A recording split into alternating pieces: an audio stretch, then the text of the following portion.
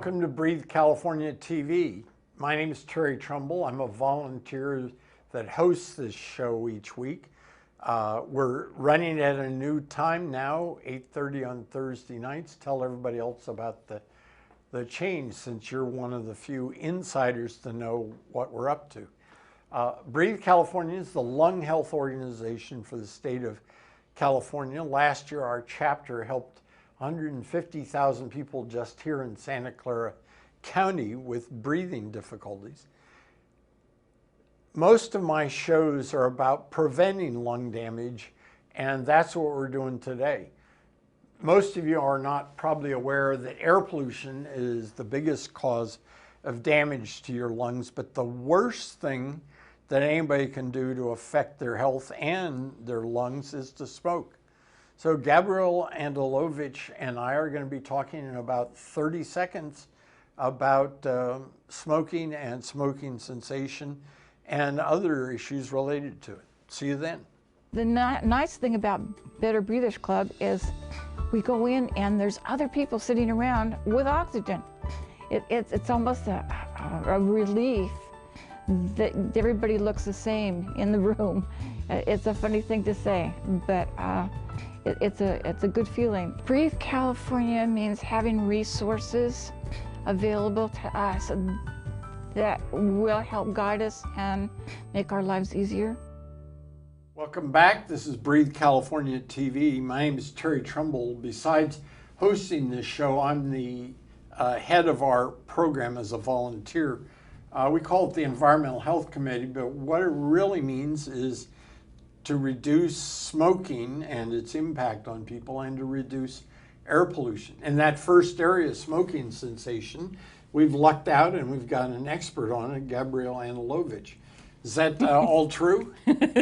Oh yes, from many different angles. I smoked for 10 years, 3 packs a day, and ended up feeling like I was drowning, that my lungs were full of liquid. So I went to the doctor and she said, and this is in Australia, and I have to say nationalized medicine in Australia means we want you healthy. So she said, we call it bronchitis. I just have got to interrupt you there because I can already tell you're going to talk 28 minutes straight through, and that's great. No, I won't. But what you just said to me is incredibly significant, independent of our smoking message.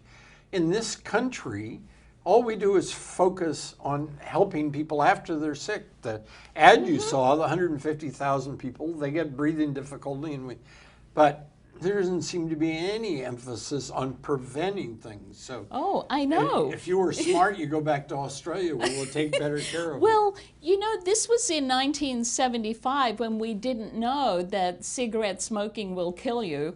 But I was drowning, and she said, we call it bronchitis. And it can turn into emphysema, it can turn into lung cancer, all kinds of things. And I'm like, ah. And she said, I won't be able to help you unless you quit smoking. And somehow, you know, sometimes the word of a doctor is the word of God. So I quit. Well, and you're one of the few that treat it as the word of God. That doesn't always happen. But let me back off on one of the things you said. You said you were drowning. Yes. Is that what bronchitis is? Effect of cigarettes is to... Yeah.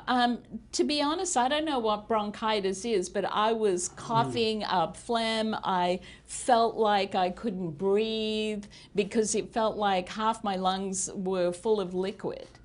And apparently that's a symptom of bronchitis. And so when I quit, nobody told me about withdrawal symptoms, that it would be so hard to quit. I felt like I became a zombie or something, like this monster that had unpredictable feelings, that felt sick. I was coughing up so much stuff. I thought I was going to die, and there was no information out there. So the doctor told you to quit, but you were kind of, to use a poor term, cut off cold turkey without any support. So I crawled back to the doctor and told her what was going on with me. And she said, no one's ever quit just because I've said so. And I said, really? Well, what can you do to help me? And she said, find support. So I made my best friend quit smoking so we could talk to each other like crazy. And you started Breathe Australia. No, no. We went to the Australian Cancer Society, and they had very little information, about withdrawal symptoms and cravings. Back in 1975, the world was not as educated. So my best friend and I, we wrote out a lot of our experiences, and we shared them with other people to encourage them to quit smoking, and this is what you can expect to happen. And it was very useful. And I am glad I quit smoking nicotine because, any other drug was so easy to quit by comparison. Seriously. Well, that's pretty scary because we know, for example, alcoholism is ungodly to quit. But especially in Australia. well, and I want to emphasize this, alcoholism is not something when the manufacturers intentionally try to get you addicted, but that's what the tobacco companies do. They are intentionally putting substances in to encourage you to make it hard to quit. Well, exactly. And I think the alcohol industry is fully aware of its addictive nature of alcohol. So,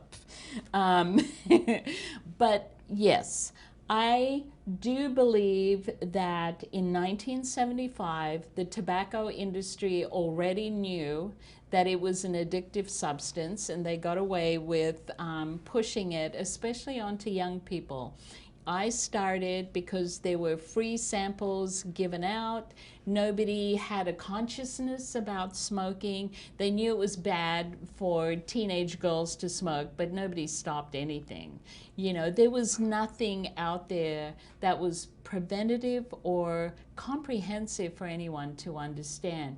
And so we started that. To latch onto your status as a young woman, that's still the same situation today. My impression is teenage women, young ladies, are starting to smoke to a major degree because people like you and I tell them not to. That it's a form of rebellion, and then there are other factors. Well, I don't tell teenage girls or boys not to smoke. I teach them how the tobacco industry needs them to start smoking young because they get hooked more easily because the brain doesn't fully develop until you're 25, and so you're more vulnerable to getting addicted. And they know that, and so they're targeting you and make it look really cool. And teenagers listen to that because they don't like to be played. But yeah, it's still happening today. So, I have been very strongly aware of how the tobacco industry keeps morphing its propaganda and its approach to keep getting new smokers to start smoking. Flavoring cigarettes, having cigars, having seemingly young people in their ads. And, it's very interesting to watch. And macho people riding around on horses who've never, in fact, been on a horse before in their life. I mean, people don't understand that the Marlboro Man died from cigarette smoking. In fact, several of them did. And that's horrendous, that the poor models got hooked onto the product that they were promoting and died from it. And it's like, oh my goodness. So when I came to San Jose in 1990, I got in touch with Breathe California, even though it wasn't called that back then, but it's the same organization.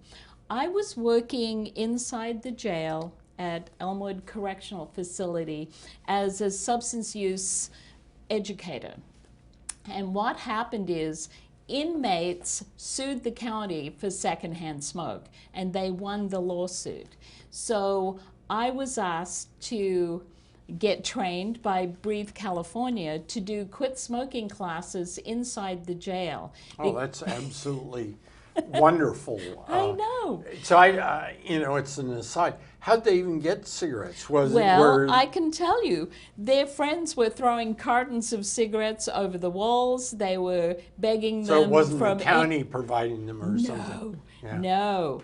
And, cigarettes were being sneaked in, and somehow they got a hold of it. So what happened is those who were caught with cigarettes were mandated to my quit smoking class, and I made it fun, I made it educational, and I encouraged them to quit smoking, because what happens when inmates leave jail, they always tell their friends, bring me a hamburger and bring me cigarettes and bring me a beer. And so I encourage them not to ask for those things so that it isn't the first thing they do when they get out. And here's the interesting thing, a lot of people don't think that people who have committed crimes care about anything. I encourage them not to smoke around their children and their partners, to smoke outside. And this is before it was popular to do that or required. And I have to say, many an inmate that I bumped into years later said, I did that because I really care about my children, I care about my partner, and even though I still smoke, I don't smoke around the people I love. And I thought that was, even though it's harm reduction, it still was progress, and it made me happy that we can still do some things. And then, of course, they said I ended up quitting because smoking outside's no fun, and in the rain, it's awful, and in the heat of the summer, and in the cold of the winter. And so they ended up quitting anyway, even though they didn't quit right away. They yeah, but I mean, up you were quitting. very persuasive, and the protecting others took away the social aspects that might have been important for them. Exactly. And you can't feel social when you know you're damaging somebody else's health. How can you feel social and happy doing a drug like nicotine? You just can't. It took that out. So while everybody in this county knows that we've reduced the amount of smoking, there is still roughly 8% of the population that is smoking, and secondhand smoke will infect people 60 feet away outdoors and can cause cancer. We're talking with Gabrielle Antolovich, and we will be back with more in 30 seconds. What it feels like to have an asthma attack is, well, you can't breathe and you can't tell anybody that you're having an asthma attack because you can hardly talk. You can maybe say 1 or 2 words, but you can't say much else. Breathe California has helped me come in contact with more asthmatics and more people who have the same case as I do. It's important to me because I don't feel like I'm alone in the fight against asthma.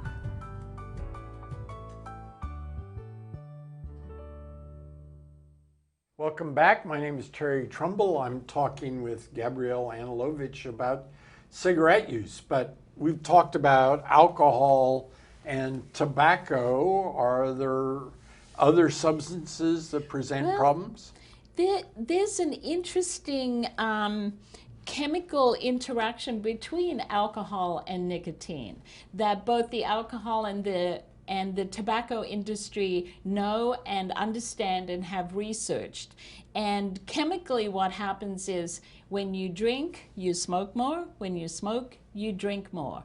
There's a particular interaction between those two chemicals. And that's why you will always see the alcohol and tobacco industry working together. They decided to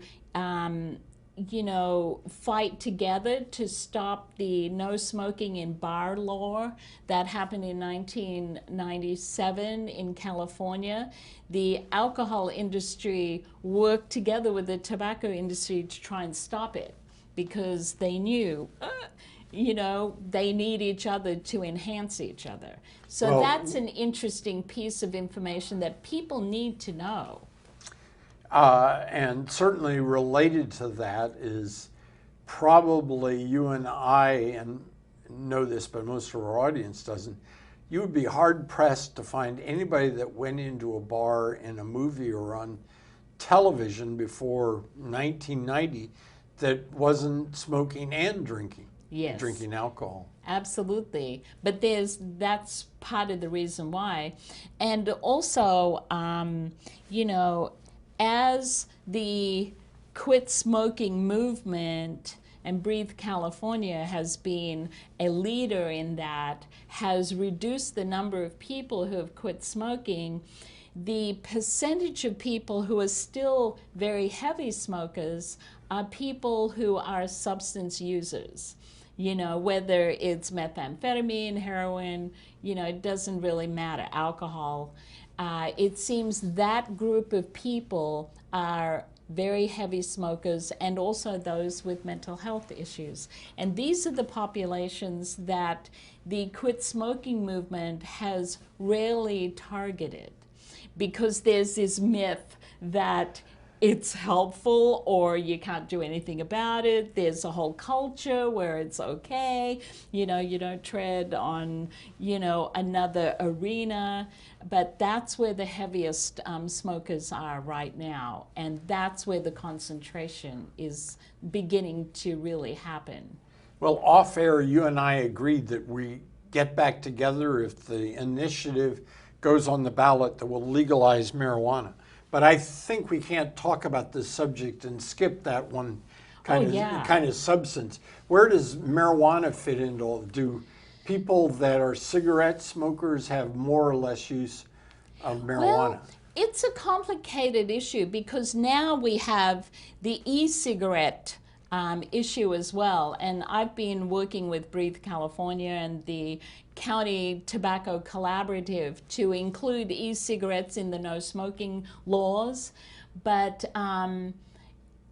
when you have smoking substances, I will never forget, in Australia, a doctor said, lungs were never meant to smoke anything, even innocuous substances. It just doesn't work that way medically, or, you know, we're not built that way. So, and I have to interrupt you here for one of my favorite pet peeves. We're going to, in a couple of months, start into winter and people want to burn fireplaces. And the fact is, our lungs have not had enough time, as evolution requires, to adapt to the relatively recent times that we've been burning fires around. Our lungs aren't terribly good about taking up wood smoke. oh, absolutely. And we're not used to pollen. We're not used to, you know, the pollution. All the toxics in here. It's like, and I'm finding myself sneezing more and coughing more, seemingly for no apparent reason. And it's the pollution and what's going on around me. And I even have noticed that secondhand e-cigarette is very toxic. I can tell, and you can smell it. So, you know, we really have a lot of work to do on many arenas. And one of the horrible things about e-cigarettes is that the particles are smaller than smoking cigarettes, and we don't know the long-term impact of that getting into parts of the lungs that have never been, you know, toxified before. And then we have marijuana, which is... So let me just stop you there, because I want our audience to understand particle size. It sounds like an abstraction, but our lungs were designed that they can handle big particles. And the ones, whether they're from burning energy, fossil fuel or wood or anything else, the smaller the particle is, the worse the damage is. And that's why Gabrielle's term is that we had a Dr. Alan Goldsobel on a show a couple of weeks ago, and you know, he talks about our system catches the big stuff and gets rid of it in some way, but the little stuff ends up being the stuff that causes the sense of drowning that you were... Exactly. And some positive medicines have been made into small particles so they can embed and heal. So, you know, here we have a controversial substance that has not been researched, and and it's difficult. And again, the tobacco industry is buying up many of the e-cigarette vaporizer companies and promoting it as way cool, many colors, many flavors, which of course attracts young people. So to be just blunt about this, you know, my city council voted to put restrictions on secondhand smoke in parks and all, but a majority of the council said, well, gosh, there's no proof that, I don't even know why they call them electronic. There isn't anything electronic about them, but the vapor Yes. things. Do you see any reason you think they aren't just as bad as cigarettes? You sounds like you thought they were worse. They could be worse. And the thing is, I know in Australia, back in my day, if you can't prove that it doesn't kill you, it's not going on the market. But in America, it seems you have to prove that it kills you before you can take it off the market. So it's back to front. You know, public health is about knowing whether something is safe or not. It's not about, well, we can't prove that it's harmful, so therefore let's, you know, put it out there. That's not right. That's not fair to the public, because they rely on the experts to know if something is toxic or not. None of this vagary, oh no, no, no. And so I always encourage people, why don't you wait till the proper research comes out? So leave it alone.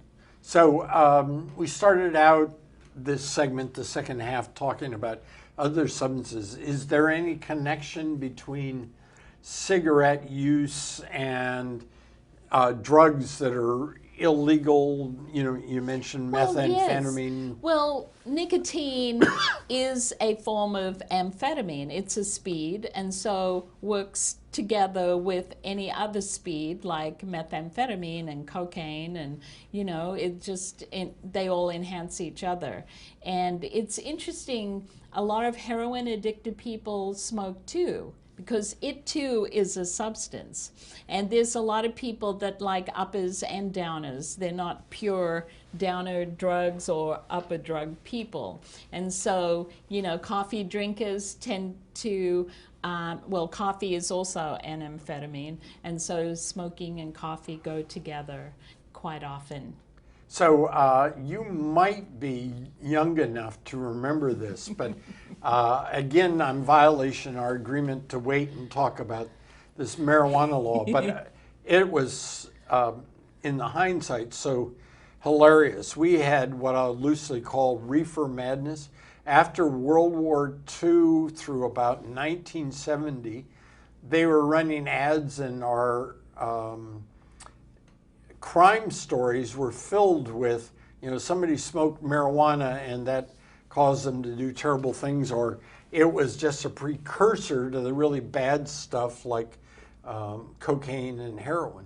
Right. Do you buy any of that?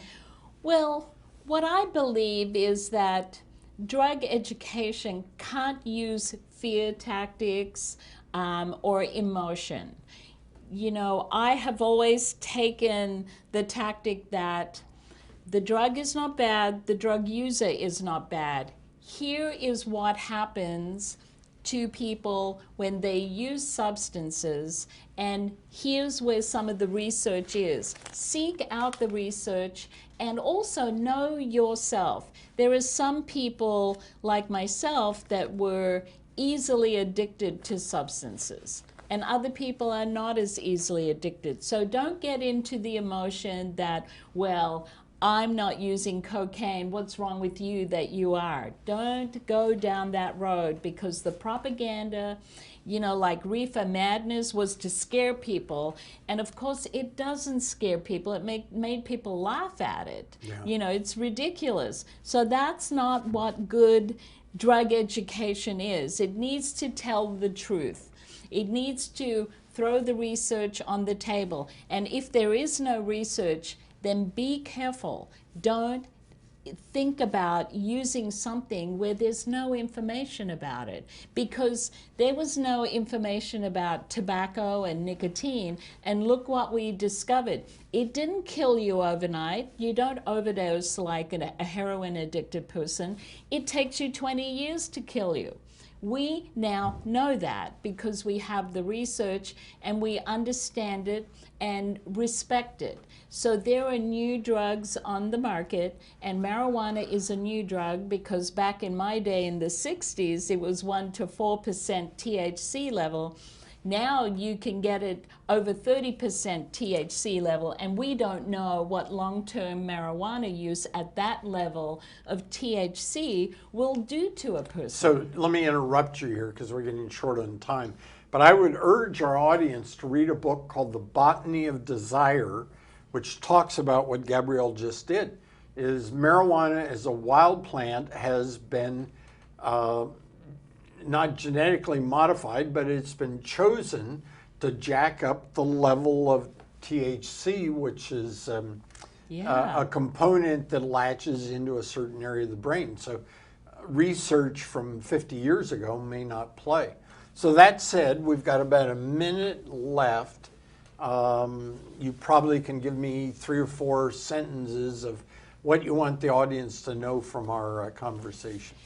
Well, what's interesting to me is the tobacco industry is very interested in the e-cigarette vaporizer industry, is buying it up. And we have evidence way back to the 1960s that the tobacco industry has been very interested in the marijuana industry as well. So they're waiting for it to be legalized so that they can get into the market, because we have quotes from them saying we have the farms to grow it, we have the machine to create the product, and we have the marketing ability to convince people to buy it. Well, it sounds like if it passes, it will kill the entire economy of the North Coast. Absolutely. So I urge you to, if you're still smoking, take a smoking cessation class with Gabrielle Antolovich and get a hold Breathe of California. Yeah, get a hold of us at Breathe California, and they'll hook you up with her or somebody else that's doing it. We'll have another show for you on your lung health next week.